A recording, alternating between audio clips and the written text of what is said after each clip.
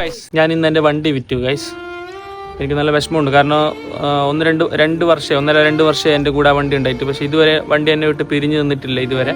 First and last ആണ്. ഇന്നാണ് ആ വണ്ടി വിറ്റത്. പക്ഷെ വണ്ടി വിറ്റതിന് ശേഷം ഒരുപാട് ആവശ്യങ്ങളാണ് എനിക്കുണ്ടായത്. കാരണം എത്രയോ ആവശ്യങ്ങൾ. വണ്ടി ഈ കണ്ണുണ്ടാകുമ്പോൾ അതിന്റെ വില എന്തെന്ന് ആ സംഭവം മനസ്സിലായില്ലേ?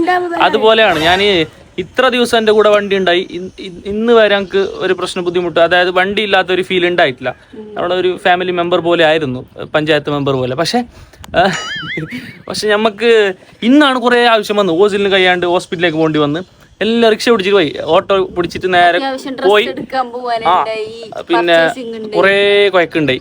റിക്ഷ പിടിച്ചിട്ട് ഹോസ്പിറ്റലിലേക്ക് പോയി, എൻ്റെ ഡോക്ടറെ കാണിച്ച്, ഞാൻ പറയട്ടെ, ഡോക്ടറെ കാണിച്ച് അത് കഴിഞ്ഞിട്ട് റിക്ഷ പിടിച്ചിട്ട് എന്നെ രണ്ടാമത് വന്ന് കുറേ വെയിറ്റ് ആക്കി, അങ്ങനത്തെ കുറേ അനുഭവങ്ങൾ ഇന്ന് ഉണ്ടായി. കാരണം വണ്ടി ഇല്ലാത്തൊരു ഫീൽ ഇന്നാണ് നമുക്ക് കൂടുതൽ ഉണ്ടായത്. കാരണം ഇതുവരെ ഉണ്ടായിട്ടില്ല. അതൊരു വിഷമമാണ്. പക്ഷെ പുതിയൊരു വണ്ടി നമ്മൾ എടുക്കാൻ ഞാൻ പറയട്ടെ, വിചാരിക്കുന്നുണ്ടാവും നമ്മളെ വണ്ടി പോയിട്ട് എന്തുകൊണ്ട് ഇവരെ മുഖത്തൊരു ചിരി, കുറച്ചെങ്കിൽ ചിരി വരുന്നു. അതിന്റെ ബാക്കിൽ ഒരു റീസൺ ഉണ്ട്.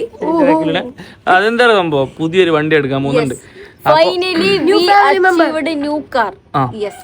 അപ്പോ പുതിയ വണ്ടി എടുക്കാൻ പോകുന്നുണ്ട്.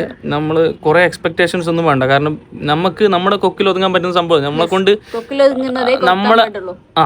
നമ്മളെ കൊണ്ട് പറ്റുന്ന, നമുക്ക് ബഡ്ജറ്റ് ഫ്രണ്ട്ലി ആയിട്ടുള്ള ഒരു കാർ തന്നെയാണ് നമ്മൾ ചൂസ് ആക്കിയത് ഫസ്റ്റ്. പക്ഷെ വണ്ടി ഏതാന്നുള്ളതും അതിന്റെ കമ്പനി ഏതാന്നുള്ളതും ആർക്കും പറയാൻ പറ്റിയില്ല. ഞാൻ സാധാരണ ഈവനിങ് ലൈവ് ഇടുമ്പോക്ക് കുറേ ആൾക്കാരുണ്ട്. അപ്പോൾ അവരോടെല്ലാം ചോദിച്ചിന്, ഒരു ലൈവിൽ ചോദിച്ചിന്. അപ്പോൾ കുറേ ആൾക്കാരോട് ചോദിച്ചപ്പോൾ ആർക്കും ഗസ്സാക്കാൻ പറ്റിയില്ല, ഏത് വണ്ടി എന്നുള്ളത് ആർക്കും ഗസ്സാക്കാൻ പറ്റിയില്ല. പക്ഷെ ഫോർച്യൂണർ, ബെൻസ് എന്നല്ല. പക്ഷെ ഫോർച്യൂണർ ഒന്നും വാങ്ങാൻ മാത്രം അടിപിടിയൊന്നും നമ്മുടെ കുടുംബത്തിൽ ഉണ്ടായിട്ടില്ല.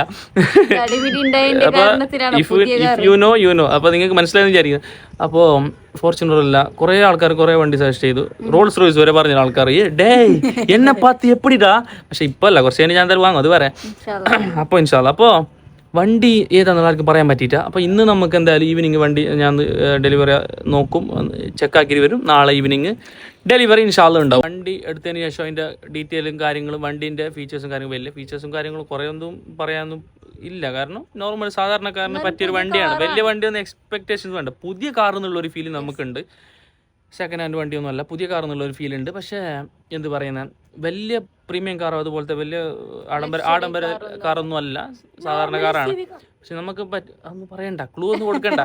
അപ്പോൾ ഇല്ല, ഏത് വണ്ടി എന്നുള്ളത് പറയുന്നില്ല. നാളെ എന്തായാലും കണ്ടാൽ മതി. അപ്പോൾ പറഞ്ഞ് ലാഗ് അടുപ്പിക്കുന്നില്ല.